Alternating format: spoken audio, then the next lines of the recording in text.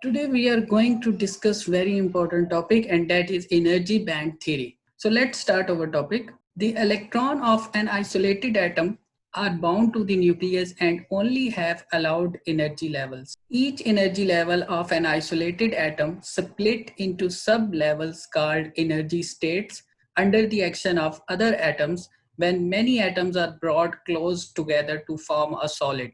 These closely spaced energy states are called energy bands. Forbidden energy gap.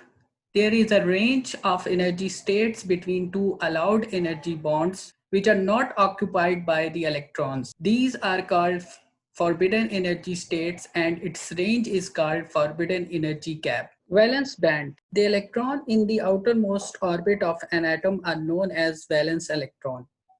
An energy band occupying these valence electrons is called valence band. The valence band may be completely filled or partially filled but cannot be empty. The valence band of inert gases is completely filled, whereas other material have partially filled. Conduction band. The valence electrons which are loosely bound to the nucleus of an atom are known as free electrons. These free electrons are responsible of electrical conductivity of the material are called conduction electrons. The energy band occupying conduction electrons is called conduction band.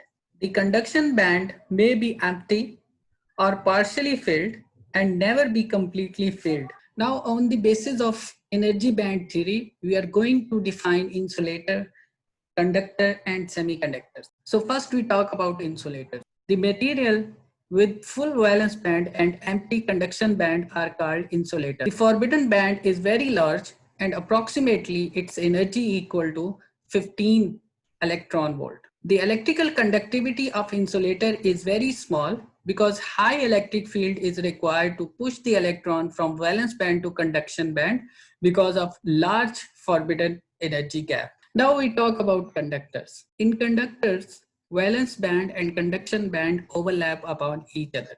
There is no forbidden energy gap in conductors. The valence band and conduction band both partially filled due to overlapping. Now we talk about semiconductors. In semiconductors, valence band is almost full and conduction band is almost empty. The energy gap between conduction band and valence band is very small, and it is about 1 electron volt energy. It behaves as insulator at 0 Kelvin because conduction band has no electron and valence band is completely filled.